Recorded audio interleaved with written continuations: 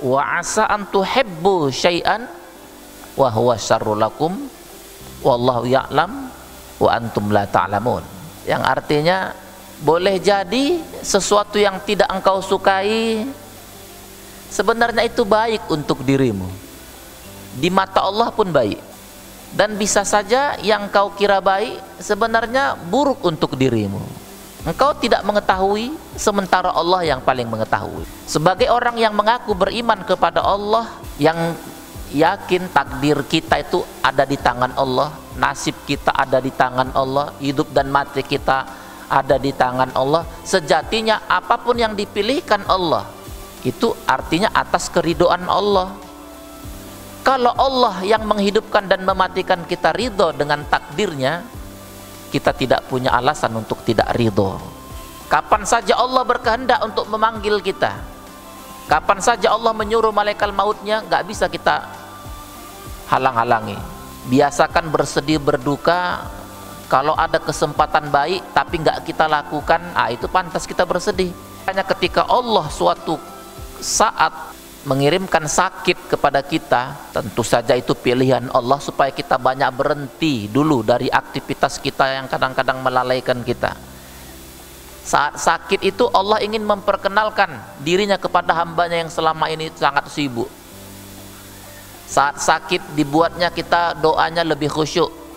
Ini sebenarnya cara Allah untuk kita supaya lebih dekat dengannya. Sebagai orang yang mengaku beriman kepada Allah, harus sering mengikrarkan diri, ya Allah, apapun pilihan engkau kepada aku hambamu itu pasti yang terbaik. Apakah itu dalam bentuk kenikmatan, kemudahan, ataukah dalam bentuk kesempitan, itu sama-sama datang darimu ya Allah. Sesuatu yang datang darimu pasti baik buatku hambamu ya Allah. Apapun yang kau berikan kepadaku itu pasti adil buatku.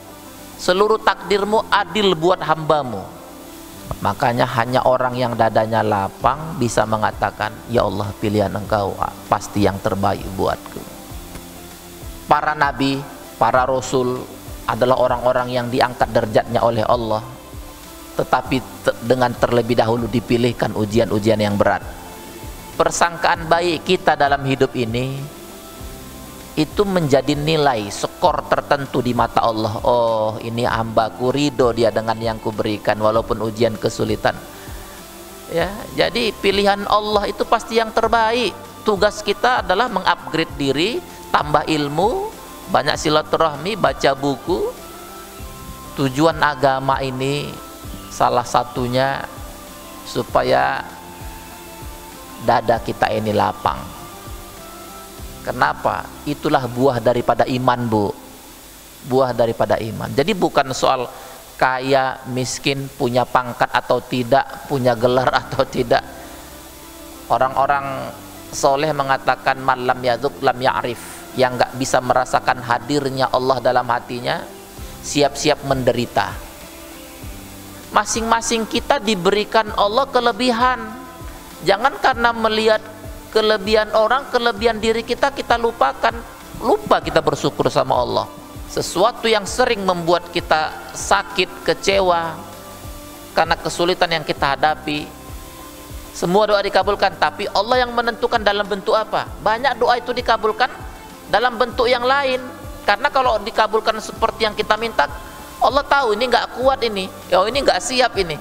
Belum tentu kemuliaan itu. Orang yang punya jabatan, orang yang punya gelar, selama itu masih diberikan manusia, belum tentu kemuliaan. Pilihan Allah pasti yang terbaik. Yang pertama, jadikan Allah sebagai tujuan terbesar. Fokuslah kepada Allah. Yang lain itu nanti jadi kecil semuanya. Kita nggak akan disedihkan dengan yang kecil-kecil. Kalau fokusnya kepada Allah, baru kita merasakan pilihan Allah pasti yang terbaik. Yang kedua, lapanglah dada. Lapangkan dada. Hanya orang yang lapang dadalah yang dipuji oleh Allah, ya, orang yang hatinya bersih, tidak ada dikendalikan oleh syahwat yang buruk. Ridholah, lapangkan hati, karena orang-orang yang lapang hati pasti hatinya bersih.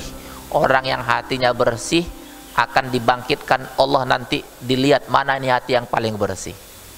Kalau kita sadar yang diberikan Allah yang terbaik, insya Allah kita bersyukur dengan potensi kita, ya, dan manfaatkan itu.